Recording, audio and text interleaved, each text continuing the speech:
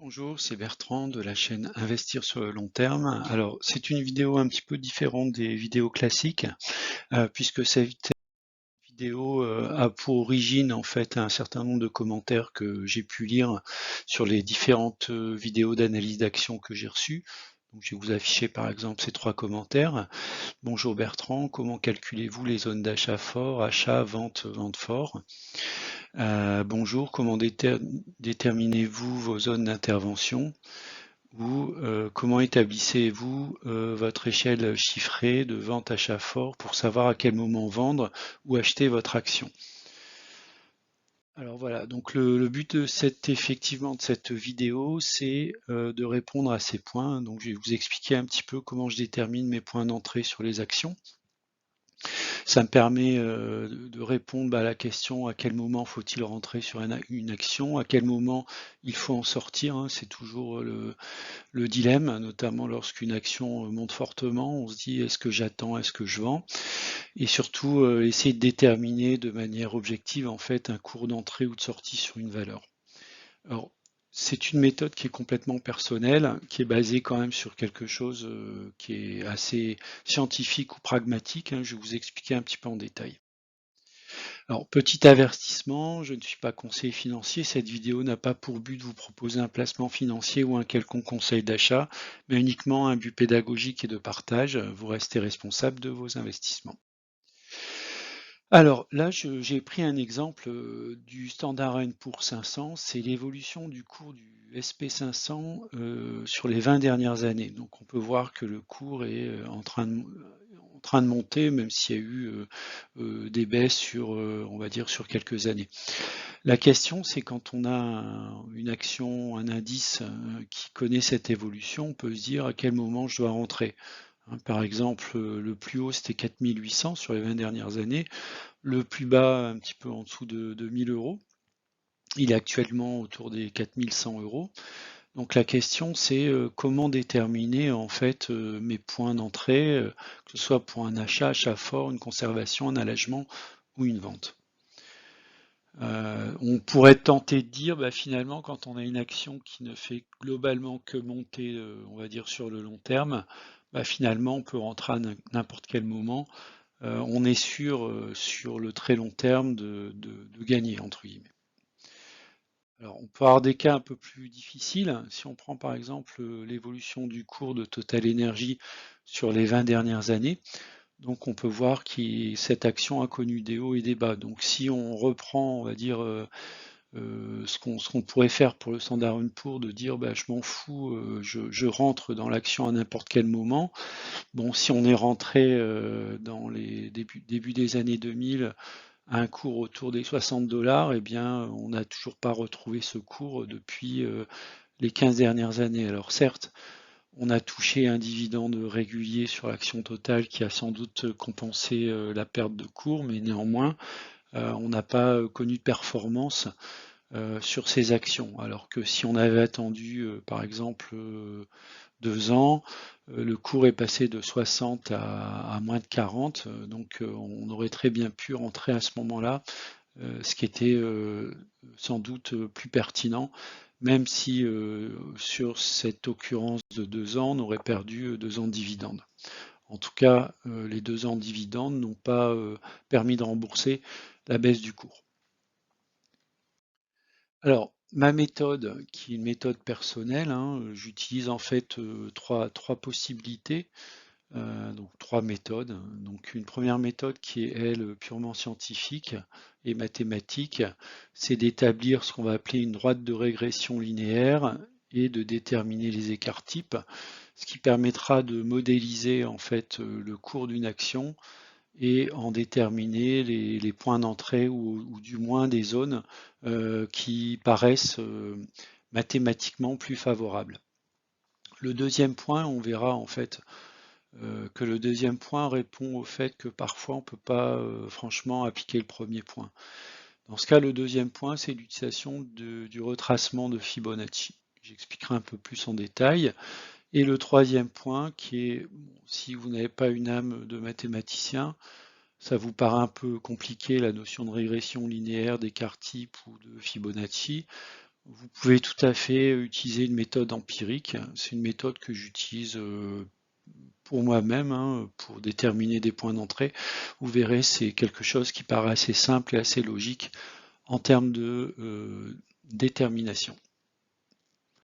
Alors, on va démarrer par le modèle de régression linéaire. Alors, quel est l'objectif de faire une modélisation sous forme de droite de régression linéaire? Ben, l'objectif, c'est de modéliser le cours d'une action pour en prévoir le comportement.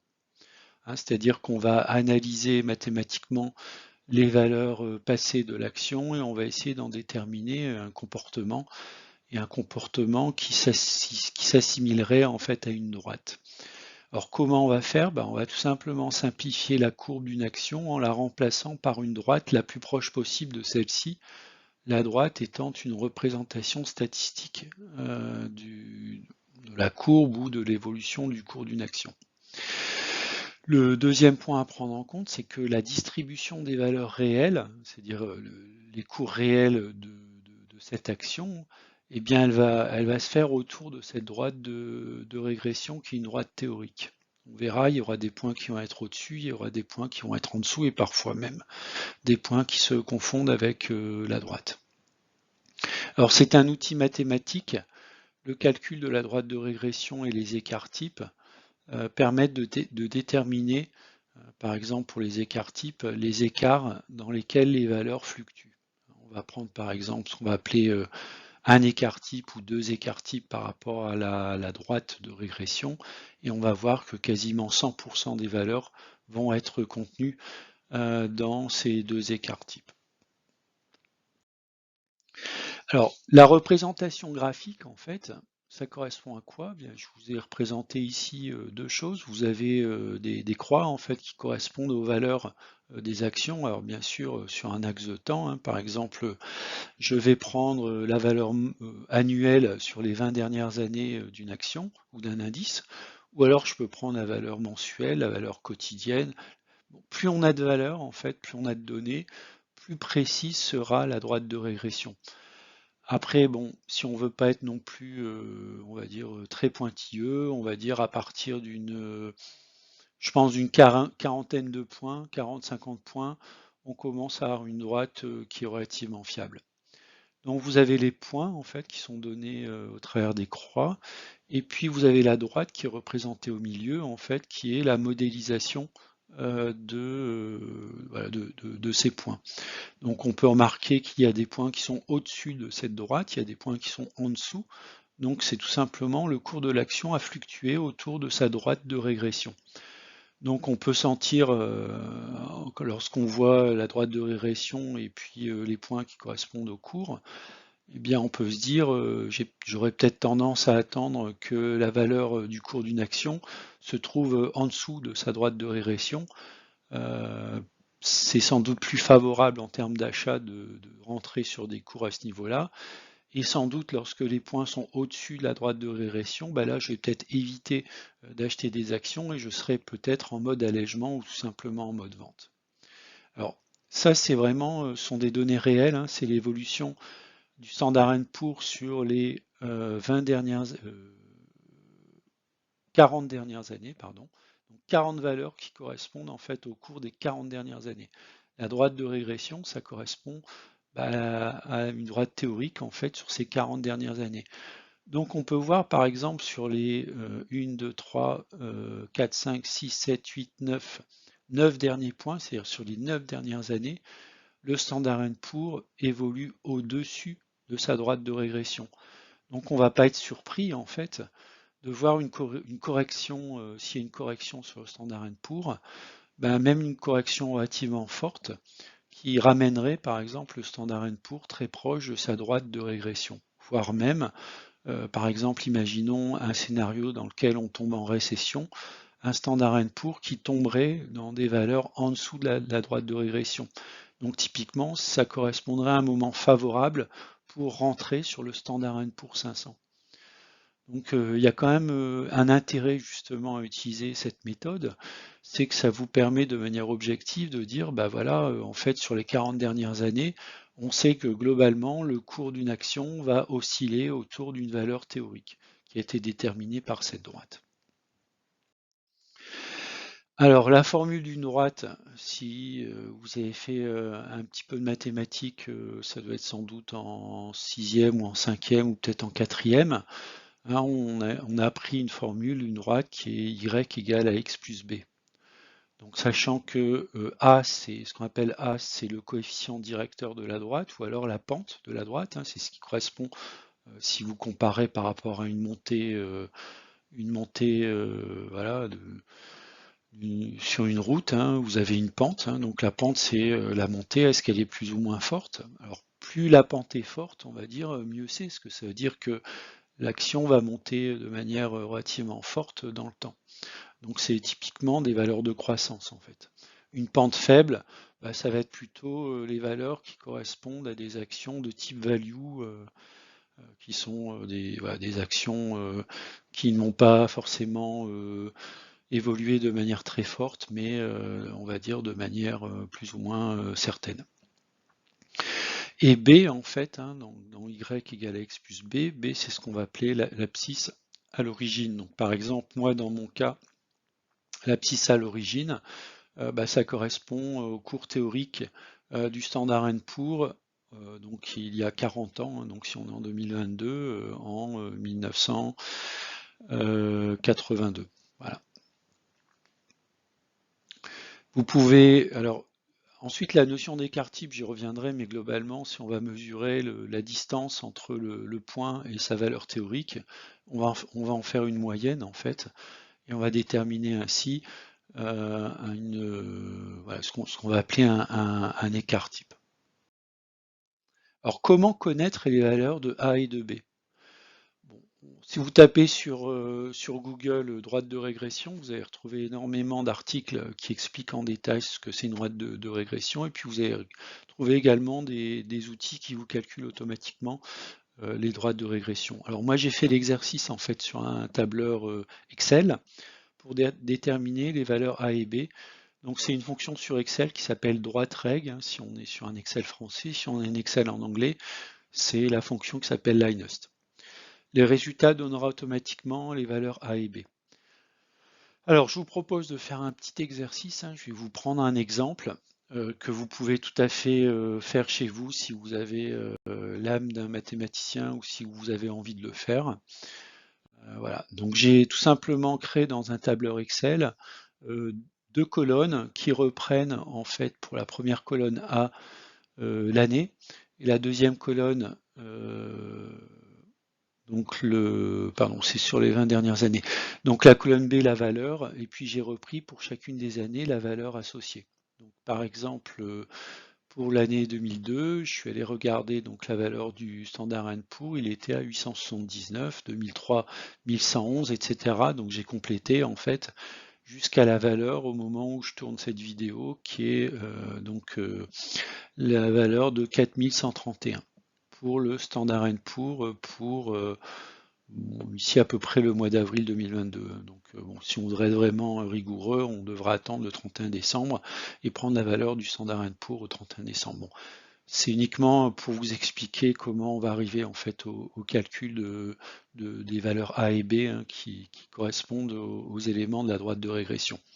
Donc dans mon tableur Excel, j'ai tout simplement repris en colonne A et colonne B, hein, à partir des lignes 3 jusqu'à la ligne 23, les 20 dernières valeurs annuelles du Standard & Poor's.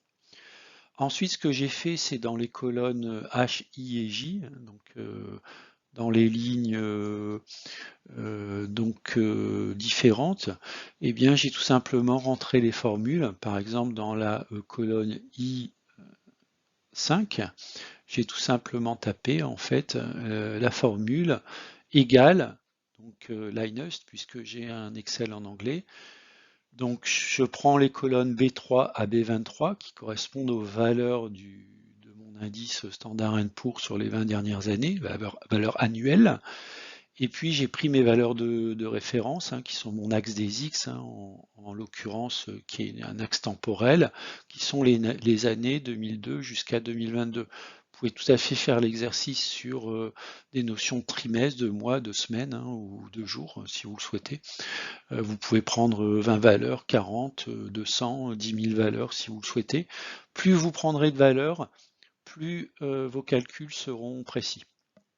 Voilà, donc une fois que j'ai rentré cette formule, j'ai validé, et on m'a sorti donc la valeur de la pente qui est de 159,10 et la valeur à l'origine en fait qui est de moins 318 091. Bon, en soi, les valeurs n'ont pas beaucoup d'importance. Il a considéré en fait les valeurs 2002 à 2020 qui étaient des valeurs numériques. Et puis l'écart type, donc le calcul de l'écart type, donc que j'ai mis dans la colonne I, alors ça va être sans doute I5 ou I6, donc c'est la fonction qui s'appelle stdev.s de B3 à B23, c'est-à-dire mes valeurs numériques du cours de Standard & Poor's.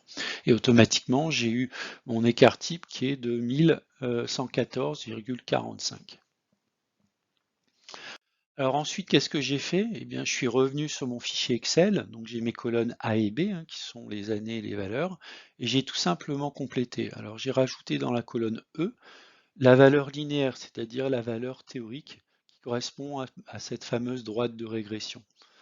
Donc la droite de régression, eh bien, ce sont les valeurs en fait qui correspondent à y égale à x plus b. Donc on peut voir que les valeurs théoriques, par exemple, c'est intéressant de voir sur les dernières années, en 2021-2022, c'est 4572 et 4731. Les valeurs réelles, on est à 4766 et 4131, donc on peut voir, pardon, 3548 pour la valeur linéaire et 3600, que sur les 2 dernières années, le Standard & Poor's est largement au-dessus de sa valeur théorique. Ensuite, j'ai reporté en fait les écarts types qu'on va appeler sigma. Donc moins une fois la valeur de l'écart type dans la colonne D, moins 2 fois la valeur de l'écart type dans la colonne C, plus une fois la valeur de l'écart type et 2 fois la valeur de l'écart type. Donc j'ai tout simplement rajouté à la colonne E3 une fois ou 2 fois en fait la valeur de la cellule I5. Alors, si vous n'êtes pas trop habitué à Excel, ce qu'il faut savoir, c'est que pour figer une cellule, on va rajouter $ devant le nom de la colonne et le nom de la ligne. Donc, si vous mettez $i, $5, ça veut dire que lorsque vous allez copier-coller votre formule de la cellule E3 à la cellule E4, eh bien, on va tout simplement figer la valeur $i, $5 qui contient en fait la valeur de l'écart type. Bon, c'est pas forcément très important, c'est toutes ces notions-là qui sont un peu techniques ou mathématiques. Alors maintenant, ce que je vais faire, en fait, c'est parce que là, on a un tableau, c'est pas forcément visuellement très intéressant, et bien, j'ai tout simplement représenté ce tableau de manière visuelle. Donc, je l'ai fait également sur Excel, donc on va avoir ma valeur modélisée qui va apparaître en jaune, c'est la droite, ma fameuse droite de régression, et puis on va voir en vert, en fait, qui sont les valeurs réelles du Standard & Poor's sur les 20 dernières années. Donc on peut voir qu'effectivement sur les 6 premières années, le Standard & Poor's était au-dessus de sa valeur théorique, de sa régression linéaire. Ensuite, de la 6e année à la 18e année, il était plutôt en dessous. Et puis depuis la 18e année jusqu'à la 21e année, c'est en gros sur les 4 dernières années, le Standard & Poor's surperforme en fait sa valeur modélisée. Donc typiquement en partant de cette logique-là, si on regarde sur du long terme, on peut déterminer assez facilement, ou pas forcément facilement, mais de manière logique, de dire c'est simple, lorsque le Standard & Poor's est en dessous de sa valeur théorique, eh bien je suis plutôt en zone d'achat et de renforcement, et lorsque le Standard & Poor's est au-dessus de sa valeur théorique, je serai plutôt en zone d'allègement et de vente. Après, on peut tout à fait déterminer de manière plus précise les zones d'allègement de vente ou d'achat de renforcement ou de conservation. C'est de dire, je prends ma valeur modélisée À plus un écart type, je décide entre un écart type et deux écarts types de vendre.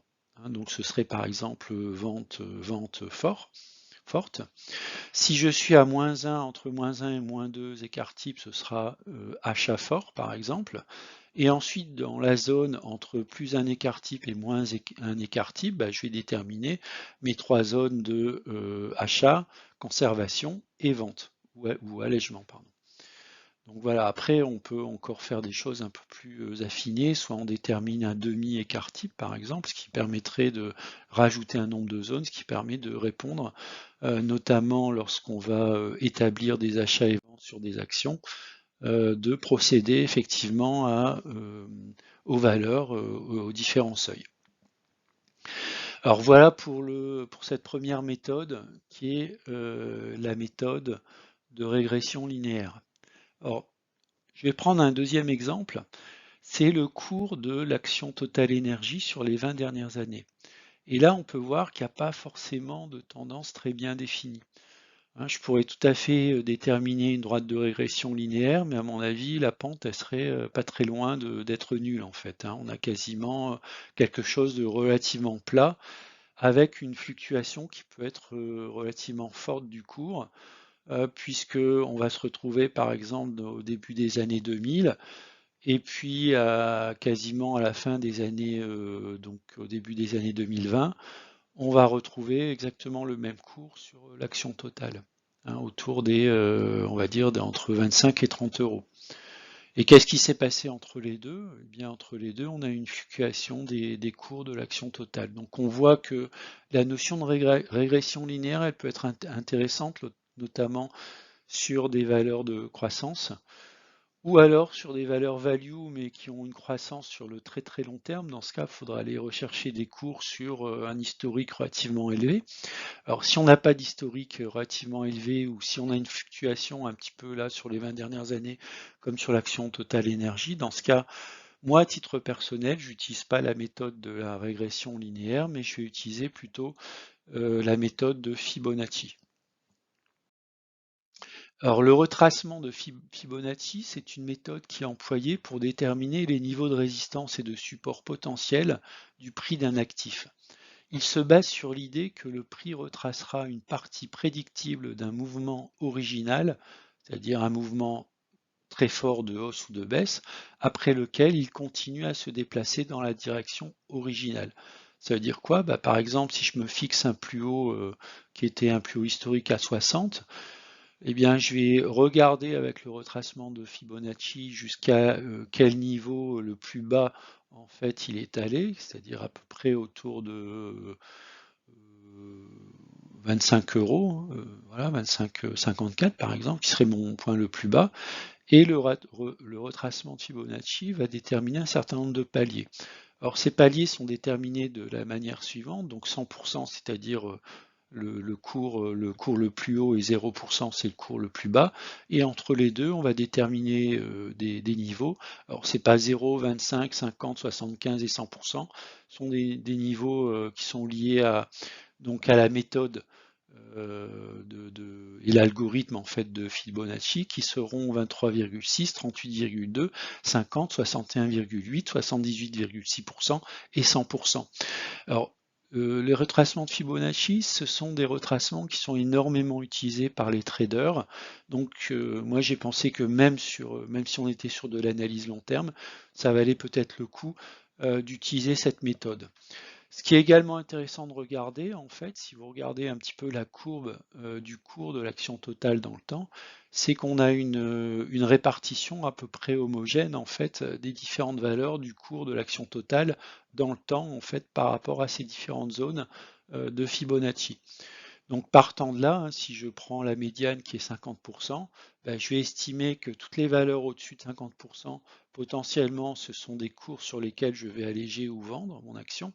Et puis tous les cours qui sont situés en dessous de 50%, typiquement, ça correspond à des zones d'achat ou de renforcement de mon action. Voilà, donc typiquement sur l'action totale, je vais utiliser cette méthode pour déterminer mes différents seuils. Donc je sais que historiquement, par exemple, aujourd'hui, l'action totale est autour de 46 euros.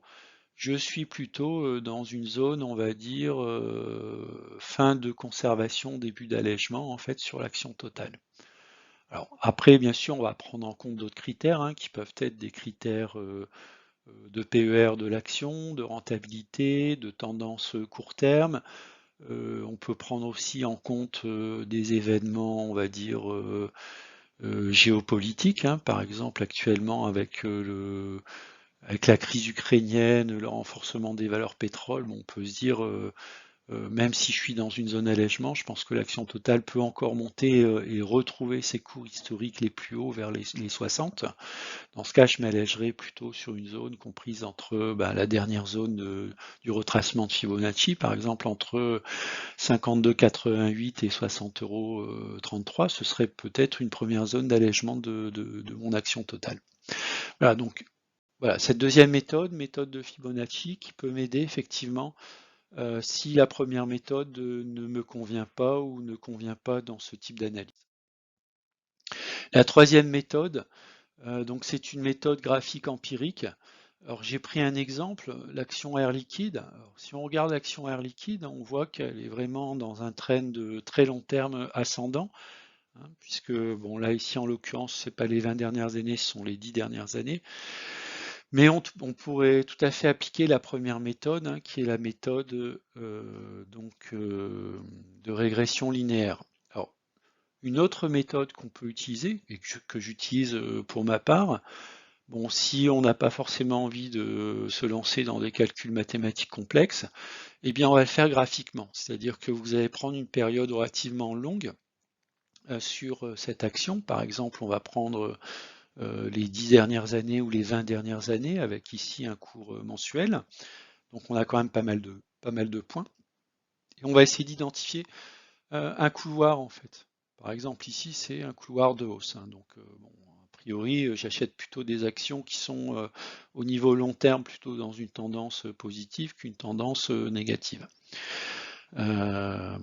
Voilà, donc si on prend l'exemple d'Air Liquide, hein, donc j'ai identifié mon couloir.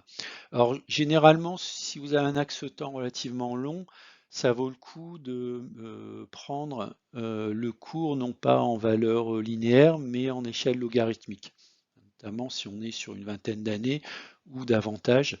L'échelle logarithmique peut être pas mal parce qu'un cours en 20 ans peut vraiment être multiplié par 5, par 10, par 20, voire plus si c'est une valeur de croissance. Donc dans ce cas, l'échelle logarithmique sera peut-être plus appropriée. Donc là, j'ai identifié un couloir de tendance, hein, qui est représenté ici en bleu. Et puis à l'intérieur de ce couloir, alors ce qui est pas mal, c'est lorsque vous utilisez les outils, en l'occurrence ici, c'est un outil graphique que j'ai sur Bourse Direct, mais on peut le retrouver sur n'importe quel site qui fournit des cours et des visualisations graphiques avec quelques outils d'analyse. Donc les pointillés au milieu du canal va représenter ni plus ni moins en fait que ma droite de régression linéaire. D'ailleurs, j'ai fait l'exercice sur Air Liquide et à très peu de choses près, j'ai retrouvé, je pouvais quasiment superposer en fait la droite de régression linéaire calculée à partir des outils statistiques et mathématiques avec cette méthode graphique empirique. Donc à partir de là, en fait, je vais à nouveau tracer des couloirs autour de la valeur théorique qui est représentée sous forme de pointillés, et je vais ainsi pouvoir déterminer en fait mes zones d'achat, achat fort, conservé, allègement et vente. Alors comment je fais en fait pour déterminer ces valeurs, hein, puisque ça correspond à des couloirs, donc le couloir comme il est ascendant, forcément les zones elles bougent dans le temps. Donc ça veut dire que typiquement mes zones d'achat, achat fort, conservation, allègement et vente, telles que je les définis, par exemple si je me positionne long terme sur un horizon de 1 ou 2 ans, bah, par exemple si j'ai tourné la vidéo, je sais pas, en juin 2021, je vais regarder par exemple en juin 2023 ou juin 2024 quels sont les niveaux en fait de ces zones projetées en fait sur cette année, hein. Donc vous voyez sur l'axe des X l'année 2021, il suffit simplement de tracer une droite qui remonte au croisement de ces zones et déterminer en fait vos zones d'achat, achat fort, conservé, allègement et vente. Voilà. pourrait tout à fait faire cet exercice en traçant une droite en fait sur l'année 2023 qui remonte en fait et on retrouverait plus ou moins les cours que j'ai donnés dans mon tableau de calcul. Voilà, donc en résumé sur les trois méthodes, j'ai oublié un S à méthode, donc j'utilise ces méthodes à titre personnel afin de déterminer le meilleur point d'entrée. Alors donc je dis pas que c'est ce qu'il faut faire, hein. Après chacun est libre d'entrer sur des actions à n'importe quel cours, à n'importe quelle valeur. En tout cas, moi j'utilise cette méthode et ça m'aide énormément. Je peux vous donner vraiment un contre-exemple, hein. Je n'ai pas utilisé cette méthode pour me renforcer sur LVMH. Et j'avais un cours, j'avais pris une première fois LVMH à 630, je crois, au cours de 630. Et malheureusement, en fait, j'étais trop gourmand, donc le cours était en zone donc plutôt de vente. Je me suis renforcé et ensuite, une semaine après, le cours de LVMH est revenu autour des 630. Donc j'avais acheté à plus de 700, je crois, 710 ou 715, donc ça m'a fait monter mon prix de revient. Donc voilà, mal m'en a pris, j'aurais dû vraiment me cantonner à un suivi, on va dire méthodique, et acheter uniquement lorsque l'action est au moins dans une zone neutre.